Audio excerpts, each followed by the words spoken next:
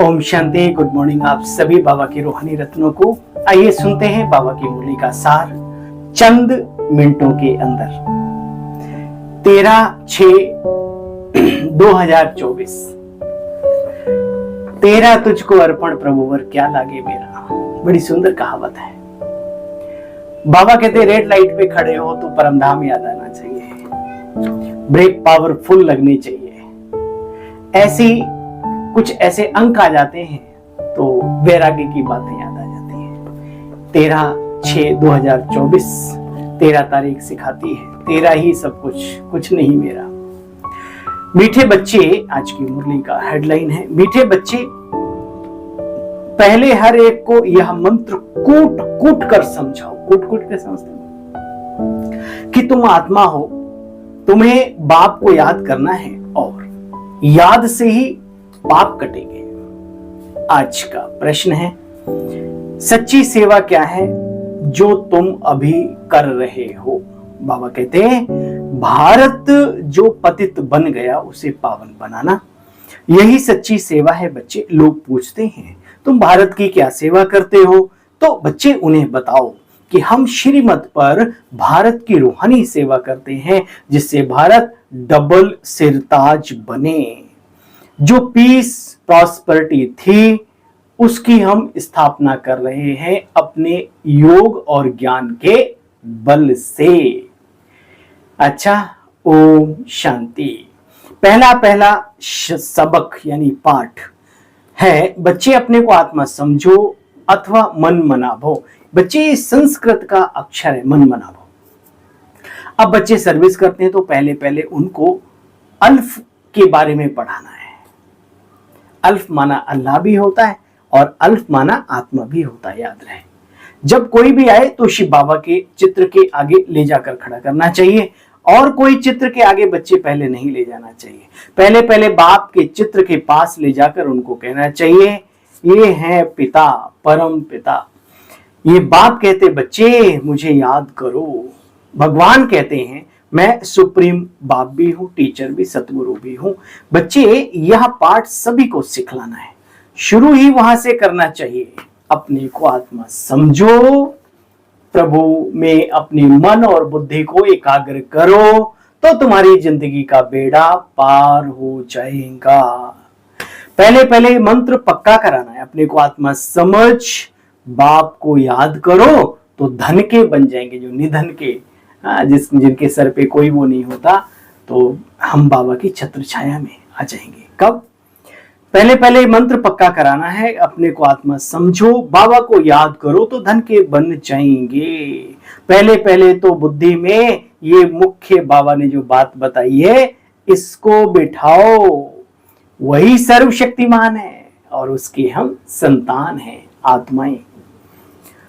देखो बच्चे, बाबा को ख्याल आया पहला पाठ इस रीति से बच्चे पक्का नहीं कराते, जो कि बिल्कुल जरूरी है। बाकी बातों में उलझा देते हैं, लेकिन जो आत्मिक स्थिति में स्थित होकर के प्रभु को याद करने का पाठ है, ये पाठ पक्का नहीं कराते, जो है बिल्कुल जरूरी। जितना यह अच्छी रीति कोटेंगे उतना बुद्धि में बाप की याद रहेगी। जितना आत्मिक स्थिति में रहते हैं उतना स्वतः ही बाबा हमें याद आता रहता है। देखो बच्चे, बाबा को ख्याल आया पहला पाठ अच्छी रीति पक्का करो, जो बिल्कुल जरूरी है। जितना यह अच्छी रीति कूटेंगे उतना बुद्धि में बाबा की याद रहेगी।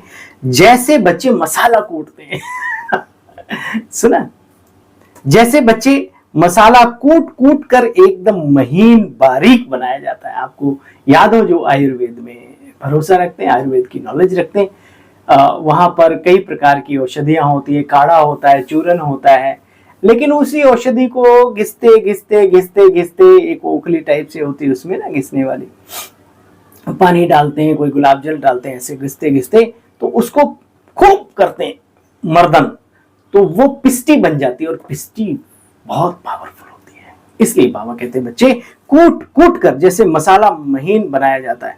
तुम भी बच्चे ईश्वरीय मिशन के हो, तुम्हारा ईश्वरीय मिशन है तो अच्छी रीति एक बात पहले तो अपनी बुद्धि में बैठाओ, फिर औरों की भी बुद्धि में बिठाना चाहिए। तुम बच्चे पैगंबर हो तो बाप का परिचय देना है। गीता के साथ फिर महाभारत की लड़ाई भी दिखाई है। तुम्हारी लड़ाई है ही एक बाप को याद करने में बच्चे, और कोई लड़ाई नहीं है। वहां तो देह अभिमान की बातें दिखाई है। यहाँ बाबा कहते जब हम ध्यान करते हैं तो माया जो है विकराल रूप बनकर के सामने आती है। मन बुद्धि टिकने नहीं देती ईश्वर की याद में। देखो बच्चे, अभी तुम याद करते हो बाप को, देही अभिमानी बनते हो, इसमें अपने को थकाने की दरकार नहीं। इस ज्ञानी योगी जीवन में अपने को थकाने की दरकार नहीं। बाबा देखते हैं कभी कभी बच्चे सवेरे सवेरे आकर बैठते हैं तो बाबा समझते हैं कि थक जाते होंगे। अंदर से बाबा बाबा की उछल आनी चाहिए बच्चे। यह तो बहुत सहज मार्ग है। यहां कभी हट से नहीं बैठना, जबरदस्ती। नींद आ रही तो सो जाओ, फ्रेश बुद्धि से याद करो। 1 घंटे की बजाय आप 15 मिनट आधा घंटे योग लगाओ, लेकिन वो योग तुम्हें ताकत दे, शक्ति दे, प्रभु प्यार तुम्हारे अंदर भर दे अंदर में, ऐसे याद करो। बाबा कहते बच्चे हट से नहीं बैठना, भल बाप की याद में चक्कर लगाओ, घूमो फिरो, लेकिन बाप को रुचि से प्यार से याद करो, जबरदस्ती नहीं, टाइम कॉन्शियस नहीं, है ना, नेमीनाथ बन करके। वो भी ठीक है, बुरा नहीं है, लेकिन बाबा क्या चाहते हैं? दिल का प्यार बाबा के साथ। वो याद अपने आप आती है, सताती है। देखो बच्चे, तुम्हारी फिर खुशी का पारावार नहीं रहेगा। गायन है ना तुम्हारा, अतीन्द्रिय सुख पूछना है तो किससे? पड़ोसियों से, अन्य धर्म संस्थाओं से, धार्मिक लोगों से, धर्म पर चलने वालों से। किससे पूछो बच्चे? अतीन्द्रिय सुख पूछना है तो गोप गोपियों से पूछो। किनसे? जिनको भगवान गाइड कर रहे हैं, पढ़ा रहे हैं। बच्चे जानते हो इस भारत की महिमा भी अपरम अपार गाई हुई है। कहते हैं भारत जैसा पवित्र और कोई देश था ही नहीं। अरे कोई देश ही नहीं था। बाबा की नॉलेज ये कहती है भारतवर्ष ही था पूरे विश्व में। ये सबसे बड़ा तीर्थ बच्चे, बाप यहां आकर के सबकी सेवा करते हैं। क्यों तीर्थ स्थान है? क्योंकि भगवान स्वयं अवतरित होते हैं। देवी देवता जहां मंदिरों में होते हैं उन्हें देवालय कहा जाता है। शिवलिंग जहां स्थूल में रखा होता है उसे शिवालय कहा जाता है। जहां स्वयं जिस धराधाम पर शिव बाबा पधार रहे हो तो वो तो कितना महान तीर्थ स्थान हो गया। सबको पढ़ाते हैं बच्चे, मुख्य है पढ़ाई। तुमसे कोई पूछते हैं तुम भारत की क्या सेवा करते हो? बोलो हम भारत को फिर से सोने की चिड़िया, डबल सिर ताज देवी देवता बना रहे हैं। छोटे छोटे बच्चों को भी बच्चे कभी कम मत समझो। छोटा बच्चा जान के हमको ना हड़काना रे। सुना गीत? सुन तो भाई, किसी के शरीर की हाइट उम्र देखकर उसको आंकड़ा मत लगाओ। बहुत सारी बातें मैं यहाँ पे बता सकता हूं, इसलिए आत्मा को देखो, चरित्र को देखो, उसकी सोच को देखो, उसके क्रियाकलाप को देखो। बाबा कहते हैं छोटे छोटे बच्चों को भी कम मत समझो। छोटे छोटे बच्चे जितना नाम निकाल सकते बात मत पूछो। छोटी छोटी बच्चियां बैठकर समझाएं तो बड़े बड़े बुजुर्ग को समझाएं तो कमाल करके दिखा सकती हैं।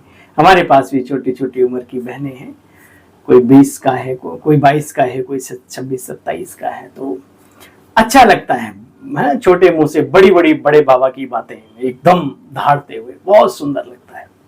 बाबा कहते बच्चे कमाल करके दिखाएंगे। अच्छा, ऐसी ऐसी सर्विस करो, बड़े बुजुर्गों को भी छोटी कुमारियां बैठकर समझाएं तो बच्चे कमाल है, कमाल है। मैं 12-13 साल का, एक मंदिर में, नरेला जगह है दिल्ली में, तो वहां प्रदर्शनी लगाई थी।